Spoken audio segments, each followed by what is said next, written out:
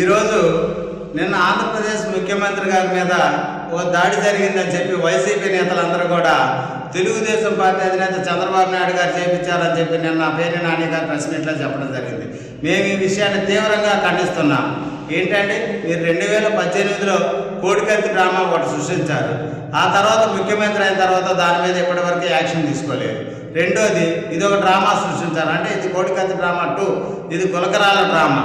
మీరు ఒకసారి ఆలోచించండి.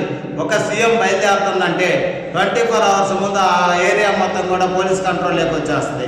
ఆ స్పెషల్ టీం కావచ్చు, స్పెషల్ ప్రొటెక్షన్ కావచ్చు, ఇతరాత్ర పోలీసులు కావచ్చు, రాష్ట్ర పోలీసు యంత్రాంగం కావచ్చు, సీఎం స్పెషల్ ఫోర్స్ కావచ్చు, ఎంతమంది ఉన్న సెక్యూరిటీలో దాడి జరగడం అనేది మరి ఏ విధంగా మీరు మా మీద వర్ణిస్తున్నారో అర్థం కాని పరిస్థితిగా ఏర్పడుతుంది.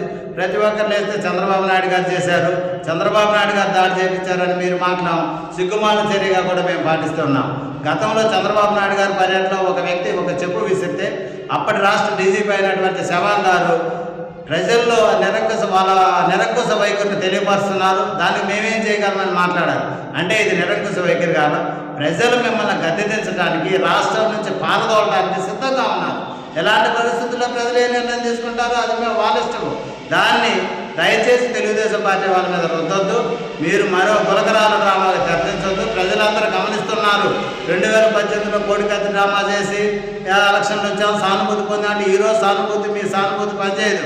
మీరు రాష్ట్రాన్ని అన్యాయం చేసి అధోగతి పనిచేసిన ఘటన ఉంది. ఆ రోజు 2018లో కోడికత్తి సీన్ నిన్న మన మైనారిటీ నాయకులు ఫరూక్ సుబ్లే గారు బయటికి తీసుకురావడం, ఫైట్ చేయడం కూడా జరిగిందంటే మేమే వాళ్ళు బయటికి తీసుకురావడం కూడా జరిగింది.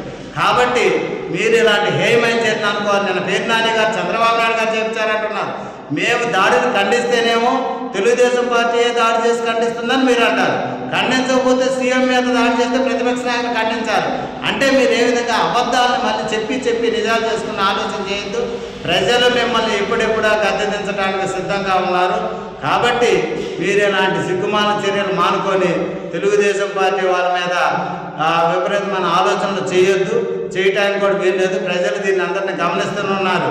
మీరు ఏం చేసినా మీ మాయమాటలు నమ్మి మీకు ఎన్నికల్లో ఓటేసి మిమ్మల్ని గెలిపించే పరిస్థితుల్లో లేరు. కాబట్టి మీరు ఇలాంటివన్నీ సృష్టించుకుంటున్నారు అనేది నగ్న సత్యంగా భావిస్తూ ప్రజలందరినీ మిమ్మల్ని గద్దెదించడానికి సిద్ధంగా ఉన్నారని చెప్పి నేను తెలియపరుస్తున్నాను.